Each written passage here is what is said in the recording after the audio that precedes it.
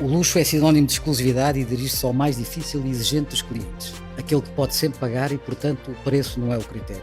Pelo que todas as outras características do produto ou serviço a vender, como a experiência, a exclusividade, personalização, são as que determinam a motivação desses consumidores. Assim ocorre também no mercado residencial de luxo, onde, para além da qualidade do imóvel e mesmo da sua localização, o seu entorno, a experiência que poderá oferecer, são críticos para o sucesso da sua promoção. O mercado de luxo é uma espécie de indústria silenciosa. Ninguém gosta muito de falar dele, mas todos o admiram. A indústria é, sobretudo, importante pela sua relevância económica, pela sua dependência do preço e, em consequência, pela sua exigência de qualidade. É um bocadinho como a Fórmula 1 para a indústria automóvel, onde se estudam e desenvolvem muitas das soluções que os carros modernos tanto beneficiaram. Portanto, esta indústria é particularmente importante também para Portugal, porque nela se desenvolvem certo tipo de iniciativas e certo tipo de princípios que podem vir a beneficiar todos. É essa a grande virtude da indústria do luxo. O mercado do luxo é um mercado que é diferente pessoa para pessoa. A noção de luxo, a noção da experiência associada a elevada qualidade, elevado preço, etc., varia muito de pessoa para pessoa. Nós achamos que Portugal tem um enormíssimo espaço de desenvolvimento à volta dos segmentos mais diferenciados e da nossa capacidade de oferecer experiências diferentes a um público que hoje em dia olha para Portugal quase numa ótica de bom tempo, boa alimentação e um bom sítio para passar férias. Acho que estas conversas ajudam imenso a perceber que Portugal pode ser muito mais do que isso e o luxo não tem que ter uma conotação nem boa nem má. É o que é uma parte daquilo que nós, enquanto país, temos para oferecer.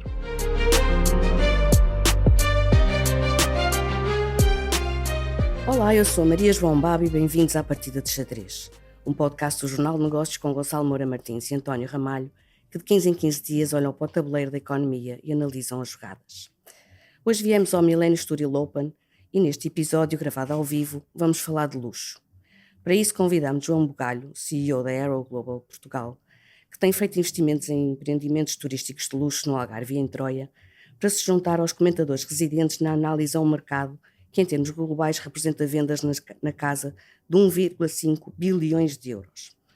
No entanto, é um mercado que dá sinais de estabilizar, com alguns segmentos como o turismo a crescer, mas o consumo de bens pessoais a recuar. Que desafios tem este mercado pela frente? Que espaço tem Portugal? E porque nos sentimos atraídos pela exclusividade, são alguns temas para a conversa. E João Bugalho, começando por si, a Aero Global tem precisamente estado a investir em empreendimentos turísticos de luxo em Portugal, isto pelo potencial que vê neste setor ou porque estes ativos ainda estão a um bom preço em Portugal comparado com outros mercados? Bom dia, muito obrigado pelo simpático convite para estar aqui convosco hoje. A Aero Global tem vindo a fazer investimentos não apenas no segmento de luxo, nós temos, inclusive temos uma empresa que é a Nexor, que lançámos no final do ano passado, e que se destina especificamente à habitação a custos controlados. Portanto, a nossa atividade não está circunscrita ao segmento mais alto do mercado residencial. Dito isto, temos produto que é marcadamente de segmento alto de luxo, Palmares, por exemplo, no Algarve, é um resort que nasce já com essa qualificação. Temos um caminho diferente a fazer em Vila Moura e também em Troia. Achamos que o caminho é justamente de puxar para cima o empreendimento como um todo, criando oferta de serviços qualificada que não tem, criando mais qualidade no tipo de habitação, no tipo de empreendimento, de construção propriamente dita que estamos a trazer para o mercado e, talvez, não sei se mais relevante, mas igualmente relevante, conseguir criar um complexo de serviços agregado à oferta imobiliária que traduza uma experiência verdadeiramente diferenciada para o cliente. E muito do luxo está aí. Quer dizer, tradicionalmente o luxo associamos mais a coisas tangíveis, a um bom relógio, uma peça de joalharia, etc. Foi a diferença que eu estava a fazer no início, não é? Exatamente, que no fundo também são dois segmentos diferentes entre os bens de consumo e as experiências, se calhar, com o turismo. Você pode vender uma casa maravilhosa, com um nível de acabamentos e gastar 5 mil euros a metro quadrado, 10 mil euros a metro quadrado a construir, mas o comprador de um imóvel desses, a não ser em circunstâncias muito específicas, procura muito mais do que o custo inerente aos materiais utilizados na construção. Ele procura uma experiência, não é só uma vista também, mas acima de tudo uma experiência muito diferenciada, que é onde Portugal tem um enormíssimo caminho a fazer. Nós não somos bons a fazer isso, temos condições inatas geográficas, humanas, temos pessoas, toda a gente fala inglês melhor ou pior, as nossas universidades produzem muita massa cinzenta altamente qualificada, temos sol 300 dias por ano, enfim, temos condições absolutamente únicas, por razões, algumas das quais até nos são alheias, caíram-nos no colo se assim quisermos. Mas temos, por outro lado, um espaço de melhoria que é a grande oportunidade. E é isso que a Arrow gosta em Portugal. Achamos que temos as tais condições inatas, mas achamos que há um caminho para se fazer, principalmente para dar resposta a mercados que nos estão a chegar e que não estavam cá antes, com tanto volume, e o mercado americano é claramente o mais referenciado, mas o mercado brasileiro, o mercado canadiano, nós temos gente a chegar, o mercado chinês, que é um mercado com particularidades, é um mercado que vem muito dos segmentos mais elevados e, portanto, à procura de um tipo de produto que hoje em dia em Portugal, tirando algumas bolsas muito específicas, é difícil encontrar. Algum tipo de expatriado norte-americano, por exemplo, tem um patamar de qualidade na cabeça que dificilmente encontra em Lisboa. Pode encontrar uma moradia pontual na Quinta da Marinha, ou uma coisa aqui ao nosso lado, mas não há uma oferta sustentada de produto de elevada qualidade com a tal componente de serviços que esse mercado exige. E hoje o mercado do turismo de luxo já não é torneiras douradas e grandes luxos. Nem de perto nem de longe. O bem-estar é o novo luxo? O bem-estar, o acesso, estou-me a repetir um bocadinho, mas é um facto, é ter o acesso a um conjunto de amenities, de serviços, de experiências que devem vir agregadas com essa potencial aquisição de um imóvel mais qualificado. Mas o imóvel só ser mais qualificado e estar num sítio fantástico, hoje em dia não chega para justificar algum do valor que é praticado. Portanto, o cliente procura uma coisa muito mais integrada, quer chegar a ter a casa tratada, quer a casa preparada. Eu acho que a componente turística, por exemplo, está a crescer muito porque o elemento dos serviços vem agregado. Branded residences é algo que está a explodir em Portugal, já está muito sustentado noutros mercados. As marcas, tipicamente luxo, estão a vir para o mercado imobiliário. Hoje em dia em Miami vendem-se prédios Fendi, prédios Porsche. Portanto, o reconhecimento de valor de marca, que antes era muito associado ao produto que lhes deu origem, hoje as marcas estão a apostar fortemente na expansão, que é uma expansão muito cuidada e que tem sempre aqui uma espécie de paradoxo, que é, se é luxo, é muito exclusivo, se é muito exclusivo não pode ser muito democratizado, portanto, conjugar volumes com luxo é uma coisa que tipicamente que não funciona bem. Mas a verdade é que há um volume de massa monetária no mundo que tem um grande nível de concentração, que eu acho positiva, devo dizer, que eu acho positiva, contrariamente a que muitas pessoas acham. Acho que quem sabe lidar com o dinheiro cria muito mais valor na economia do que quem não sabe lidar com esse dinheiro, e portanto a concentração de dinheiro não é forçosamente uma coisa má. Vocês só olharem, por exemplo, para Miami, não há um hotel no Strip que não seja detido por um fundo de investimentos. E o fundo de investimentos mede gestão altamente profissional e qualificada que leva o ativo para patamares diferentes, não só do ponto de vista da experiência que o cliente tem acesso, mas também do ponto de vista da valorização para o próprio investidor. Portanto, essa concentração de dinheiro não é uma coisa má, porque é um dinheiro bem canalizado com um nível de sofisticação e eficiência e eficácia que tipicamente a loja do pai e da mãe, da mom and pop shop, como os americanos dizem, não tem capacidade para responder num mercado como o nosso. Nós temos em Portugal, estou a falar muito, nós temos em Portugal 800 hotéis, muitos dos quais são hotéis que vieram de negócios familiares, que têm temas de sucessão, que não têm massa crítica que lhes permitam ter acesso a canais diferenciados, que hoje em dia são muito digitais e que implicam um conjunto de conhecimentos e de graus de sofisticação que dificilmente um pequeno hotel consegue fazer.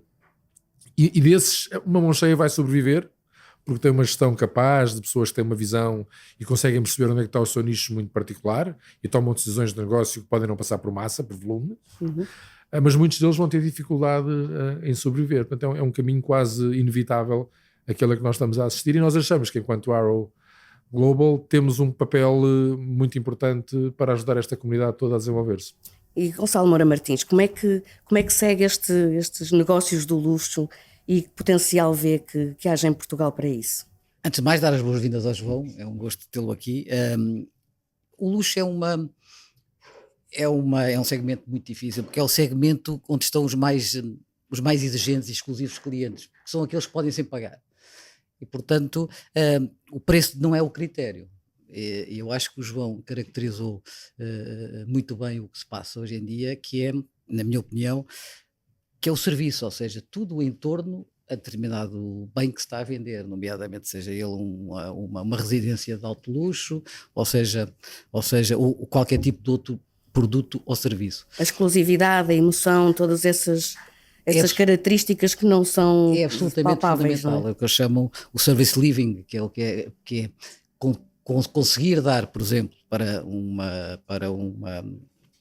uma residência de luxo, dar constantemente um serviço de exceção e de exclusividade que vai muito para além do que é a residência. E uma das coisas, enfim, que eu, como viajo muito, assisto a isso, é que acho que há, como disse o João muito bem, em Portugal há um grande espaço para crescer. Concorda que muitas coisas nos caíram no colo e que falta ainda muito para fazer. Nós temos todas as condições que são inatas à nossa própria indústria, de exceção. Falta a sofisticação e falta muitas vezes o charme e falta a qualidade do serviço e a essência do serviço e aquele quase patine que nós vemos noutras localizações que nós ainda não temos aqui em Portugal, que muitas vezes não tem só a ver com o preço, muitas vezes não tem só a ver com a qualidade ou com a excelência dos materiais ou do que seja, mas tem muito a ver com um constante serviço e a prestação e um cuidado que é dado, que nem sempre em Portugal acontece. E eu acho que e acho que se a Arles está ciente desse gap, está a fazê-lo muito bem, porque é preciso evoluir muito nessa dimensão do serviço. E falando mais em concreto deste mercado e da questão da guerra comercial, da incerteza económica, etc., isto pode haver um impacto até pela positiva, por exemplo, no caso da migração de grandes fortunas. Eu por acaso estive a ler alguns relatórios, um deles, o 2025 Luxury Outlook da Sotheby's, disse que há 135 mil pessoas, indivíduos no mundo de elevadíssimo património que estão em processo de relocalização, dos quais Portugal terá captado 800 ou tem potencial de capturar mais ainda. E o que eu acho que aí é que o serviço faz a diferença, porque nós estamos a competir com localizações de excelência, que têm as mesmas praias ou melhores, que têm o mesmo clima, que têm a mesma gastronomia, que têm a mesma qualidade do vinho, etc., a segurança inclusive, ou seja, que tudo aquilo que nós falamos e dizemos e sublinhamos que Portugal tem para um nível intermédio e que obviamente é fundamental e é um pressuposto para o nível de luxo, mas depois tem que ter um must do ponto de vista de serviço e de qualidade e de exceção e de exclusividade, que eu acho que há pontos onde nós já lá chegamos, mas pontos que ainda estamos um bocado longe. Mas essa migração das grandes fortunas pode-se acelerar, acentuar com esta questão da guerra comercial e de outras, do comportamento de alguns países, não é? Claro como que falamos dos americanos, dos brasileiros. E as tensões hoje que acontecem no mundo, seja elas por força económica, seja ela por força das guerras que estão a acontecer, obviamente que fazem com que a semana passada vinha um artigo no Economist muito interessante sobre a vantagem da Europa hoje, ou seja, a Europa, o único bloco que era comparável à Europa para oferecer um espaço de liberdade e um espaço de democracia e um espaço de segurança era os Estados Unidos, porque não encontramos isso na América do Sul, não encontramos isso em África, não encontramos isso na Ásia, e os Estados Unidos hoje está a ser questionado se é de facto um país de liberdade, se um país onde as pessoas querem continuar a viver. Portanto, eu estava a sublinhar esse artigo, a vantagem que a Europa estava a ter outra vez, apesar de se confrontar com uma série de problemas internos que são conhecidos e diagnosticados, mas tem uma vantagem, conseguiu ter uma vantagem adicional de mérito do outro bloco. Mas há uma coisa que eu queria dizer, é que do que eu estive a ler também em outros relatórios, Portugal e 4 pontos em Portugal, basicamente. Estão claramente no radar das grandes localizações de luxo, ou seja, com um potencial de relocalização destas grandes fortunas, destas pessoas que estão a repensar a sua vida. Portanto, estamos a falar de Lisboa, Cascais, Algarve e Melite, Troia, Comporta. E António Ramalho, há uma grande diferença, isto na sequência do que disseram o Gonçalo e o João, entre o luxo em Portugal e o luxo português? Antes de mais, um agradecimento ao João por estar aqui connosco, é sempre agradável e levantar estas questões. Eu deixo-me começar por uma questão filosófica e empresarial, para depois sequenciar, digamos assim, um conjunto de raciocínios práticos e de oportunidades, para falar de Portugal. A primeira grande questão que eu coloco é que há uma filosofia no luxo que é muito mais importante do que parece do ponto de vista empresarial. É que não há empresa no mundo que não tenha como objetivo crescer. Faz parte do ADN de todas as empresas crescer. Curiosamente, no luxo, o crescimento não se faz por quantidade, faz-se por exclusividade. O que significa, basicamente, que de alguma maneira tem que se fazer experimentação, diferença e, sobretudo, preço. E preço, que significa margens mais elevadas e, portanto, resultados maiores, implica, sobretudo, uma qualidade de serviço e uma exigência por parte do consumidor muito maior. Isto é, as empresas do luxo não se podem desviar da sua exclusividade pela quantidade, e os casos, aliás, onde têm procurado fazer isso, tivemos recentemente o exemplo da Louis Vuitton com a Hermès, verificou-se exatamente uma perspectiva diferente dos mercados na avaliação destas duas empresas em favor da Hermès por causa disso, que no fundo obrigam as empresas a ser cada vez melhores naquilo que fazem e a responder a exigências cada vez melhores dos seus clientes. E por isso, de alguma maneira, comparando o incomparável, o luxo é um bocadinho a Fórmula 1 de toda a indústria automóvel. Isto é, onde se investe milhões em inovação para algumas das vantagens serem depois alargadas, digamos assim, a toda a indústria automóvel e para benefício de toda a gente. E, portanto, há uma questão de filosofia empresarial muito importante. O segundo ponto que eu queria dizer é que vamos ser práticos. A indústria do luxo é uma indústria particularmente interessante do ponto de vista daquilo que tem sido o seu crescimento pós-Covid. No pós-Covid, a Europa tem crescido ao nível do luxo de 2019 para 2013 5,5% ao nível, por exemplo, do retalho de luxo versus 1,5% de crescimento do retalho não de luxo.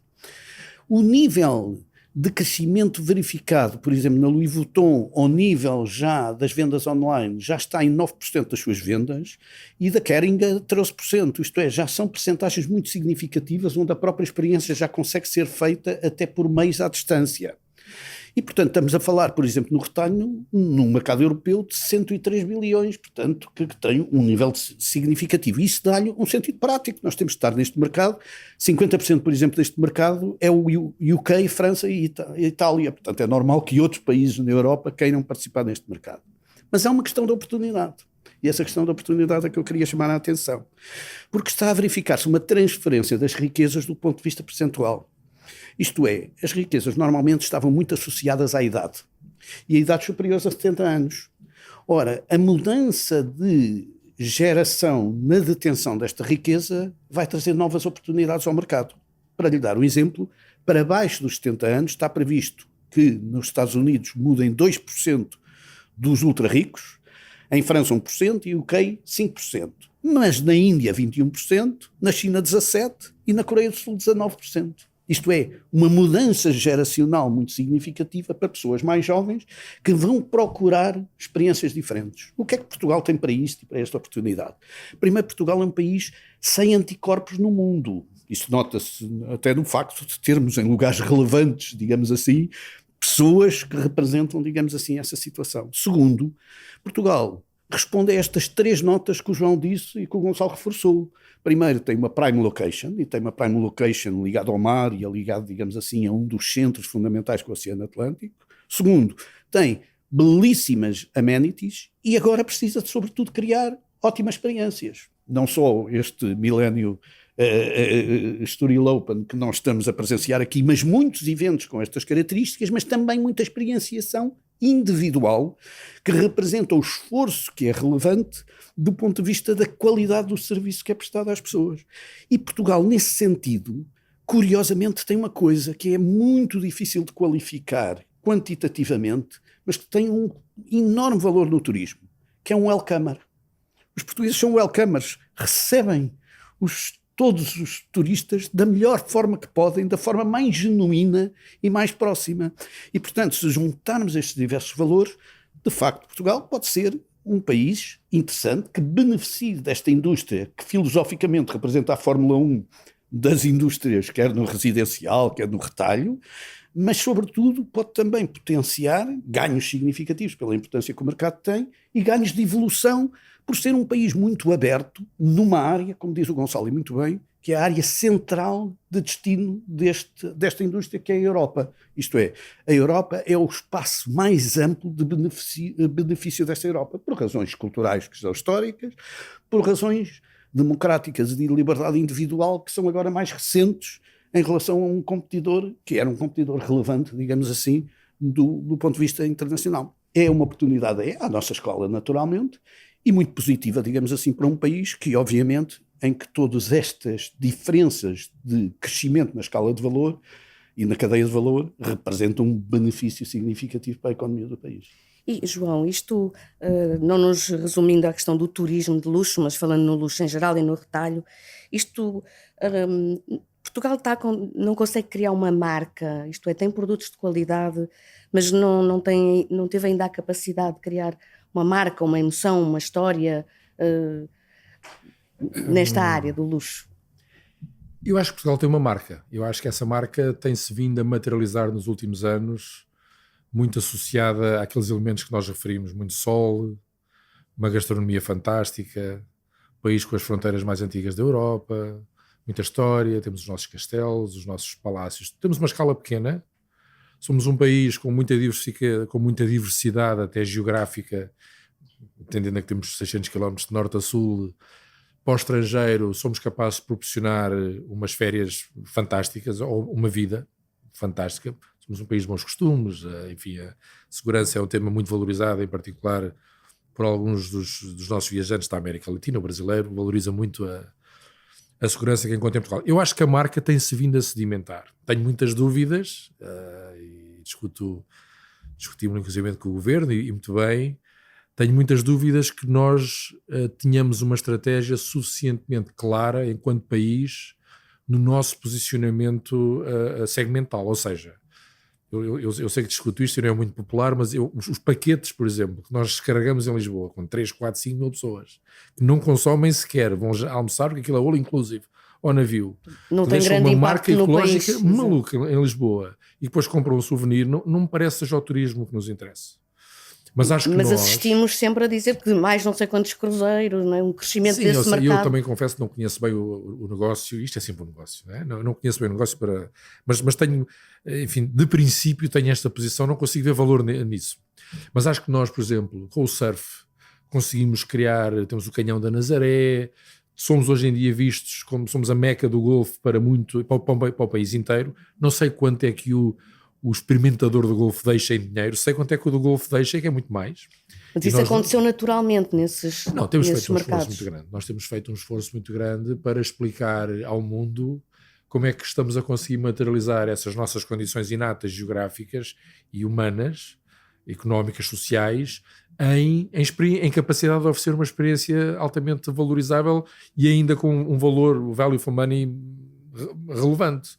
O golfe é um exemplo muito claro sobre isso, mas o mercado equestre, por exemplo, que é um mercado pouco explorado em Portugal e que tem um espaço enorme, mais uma vez pelas questões geográficas, que ainda por cima é um mercado que acontece numa altura contraciclo, vem no inverno, é um mercado que não estamos a saber explorar bem, temos de fazer um esforço grande para ir. O golfe, claramente, enfim, posso falar aqui durante horas, o golfe não é o inimigo da natureza e o consumidor de água consome água sim, mas o esforço que os campos têm vindo a fazer é enorme e um consumidor de golfe, muitas vezes não é o consumidor que nós estamos a ter hoje, mas é o consumidor que nós queremos ter amanhã, é alguém que vem passar 3, 4 dias simpáticos no país, é alguém que deixa dinheiro, alguém que dá emprego a toda uma infraestrutura que corre à volta, desde a restauração à hotelaria, aos transportes, à utilização de infraestruturas.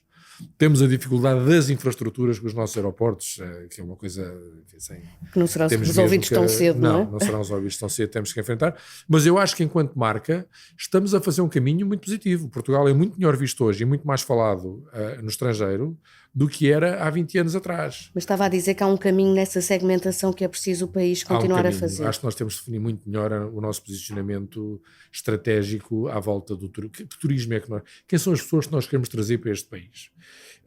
Queremos trazer pessoas que vêm cá investir ou queremos trazer pessoas que não vêm cá investir? Nós temos, nos últimos anos, eu enfim, não quero falar nunca de política, mas nos últimos anos parece que estamos mais preocupados em trazer quem pode contribuir com o trabalho, que é altamente valorizável e nós precisamos, mas parece que quem traz dinheiro é quase um bandido. Portanto, acho que esse lado tem que desaparecer de toda a nossa narrativa. Acho que é isso que está a acontecer em termos sociais, felizmente, também acrescentaria, mas é algo que nós temos que desconstruir e que hoje em dia, enfim, está muito melhor do que estava atrás. Mas eu acho que a marca está a acontecer. Eu acho que a Comporta, por exemplo, é um nome associado e tem sido um prodígio de marketing, eu acho, porque aquilo tem muitos anos pela frente. A Comporta criou um nome junto de um segmento-alvo. Eu devo dizer que as grandes fortunas, isso é tudo subjetivo. Eu estou mais preocupado com o americano que vem cá deixar 1 milhão ou 2 ou 3 do que com a fortuna que tem 5 bis, porque esse já é internacional, já tem investimentos em todo lado, é óbvio que vindo mais dinheiro vai gastar. E quem vem gastar mais dinheiro vem criar emprego, vem fazer rodar a economia como um todo. Há muitos efeitos colaterais. Não é mau que os estrangeiros venham comprar as coisas cá dentro. Isso é um mar de oportunidades também para os portugueses e nós temos que saber diferenciar-nos e sobreviver nesse contexto, porque ele vai acontecer.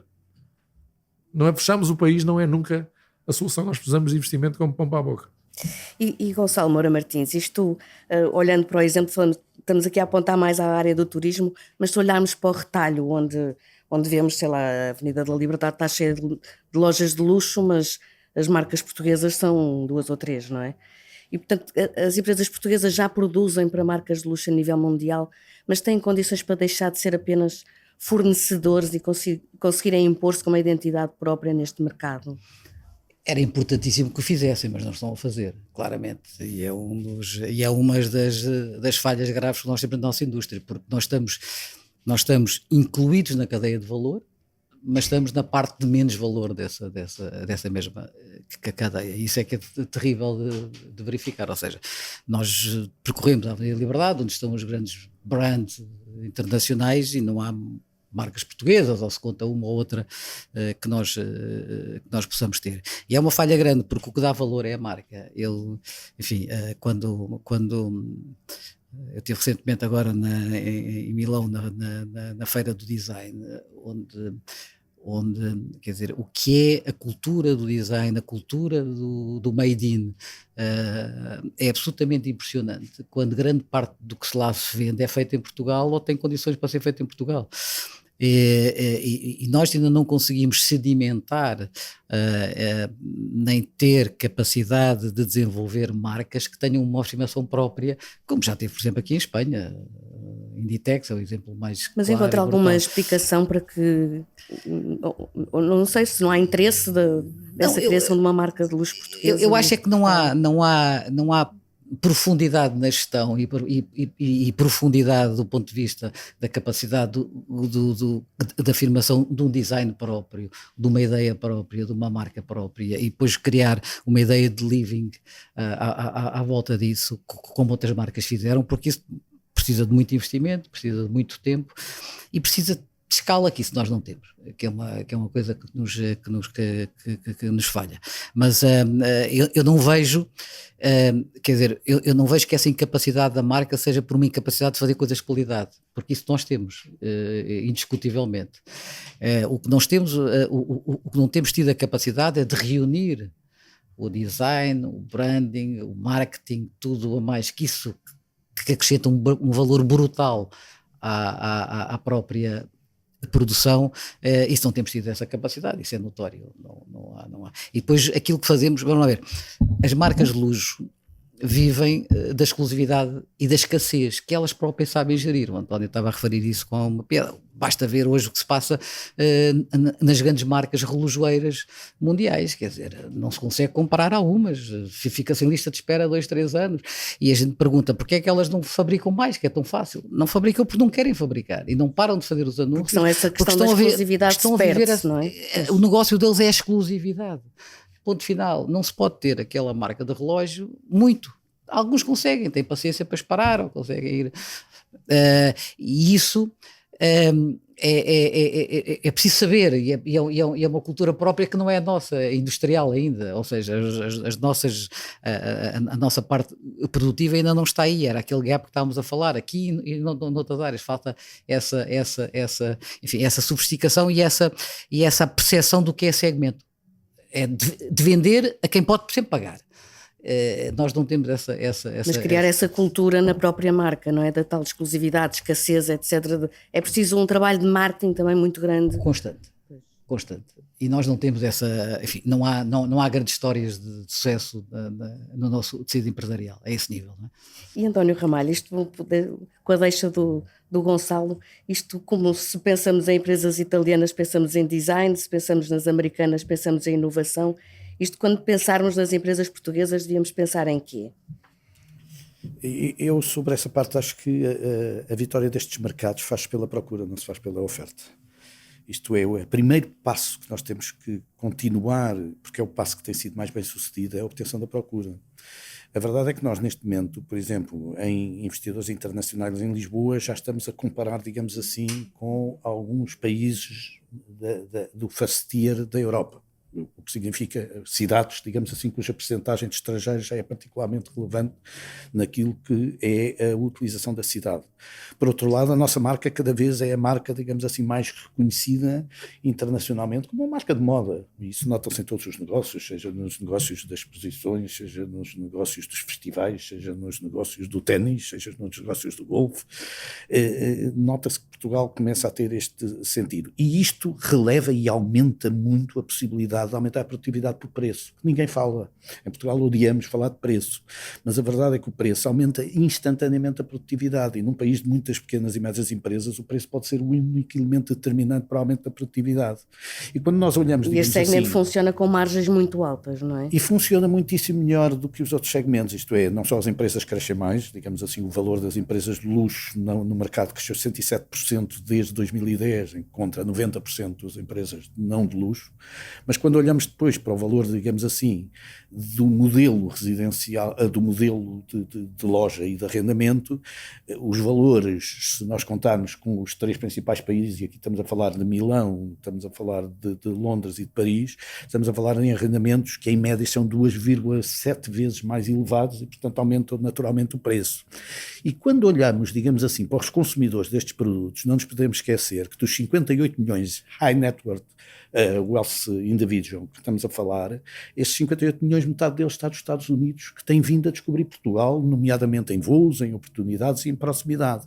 E só para ter uma ideia, eu fui ver qual é a representatividade dos Estados Unidos contra os alemães, para termos um bocadinho a ideia daquilo que é as proximidades das dois grandes motores ou das duas grandes capacidades. E em Londres, 22% dos visitantes são dos Estados Unidos contra 9% dos alemães, em Paris 19 contra 14 e em Milão 13 contra 9. Isto é, mesmo em países que estão aqui no centro da Europa, onde a Alemanha pode até de automóvel lá ir, os americanos são mais do que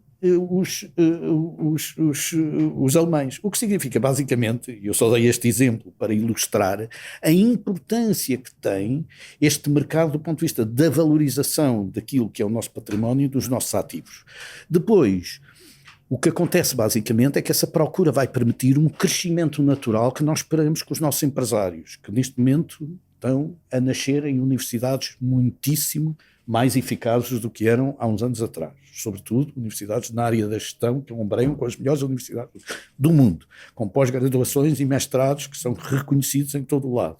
E simultaneamente com um novo ambiente de startups que começa a surgir, digamos assim, num ambiente positivo ou num hub positivo em Portugal, temos que esperar que o próprio mercado vá criando capacidades para que ele próprio tenha capacidade de resposta em relação a estas necessidades que a procura determina.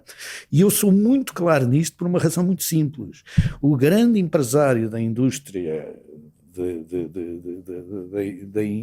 da indústria do retalho neste momento é a Inditex. E não nos podemos esquecer que o Amancio Ortega era um galego que era alfaiate. Isto é, não é impossível também que este galego amanhã não seja um galego, seja um minhoto, e já estou a aproximar-me, digamos assim. Também tem uma marca que paga as contas, não é? Não, mas a chamada marca que paga as contas. Não, está bem, mas teve a capacidade de criar isso com o seu desenvolvimento. O seu primeiro investimento fora de Espanha foi no Porto, em Santa Catarina. Portanto, isto é só para lhe dizer que não é necessário estarmos a falar às vezes de estruturas montadas com estas características, até porque o capital hoje em dia é um capital mais móvel. Nós passamos aqui um bocadinho por cima de uma coisa que o João disse, que foi importante, que é, hoje em dia, os fundos de investimento representam, digamos assim, uma capacidade enorme de captura de investimentos para boas ideias. E, portanto, eu acho que os empresários portugueses de uma nova geração vão surgir com esse empenho, com essa formação, com esses skills e com esse treino de pequenas empresas, startups, que vão amanhã permitir surgirem muitas novidades que nós hoje em dia não queremos antecipar. Agora, eu não queria mais era desenhar um modelo pela oferta, isto é, percebo que às vezes os governos podem ter uma espécie de estratégia nacional de desenvolvimento de marca, mas tem de ser este desenvolvimento da procura que temos vindo a assistir a determinar, digamos assim, que os empresários eles próprios consigam encontrar as suas oportunidades e demonstrem-nas no concreto. E eu acho que isso vai acontecer. Mas há pouco falava precisamente nas novas gerações de consumidores até deste próprio mercado, portanto... Isso é uma oportunidade.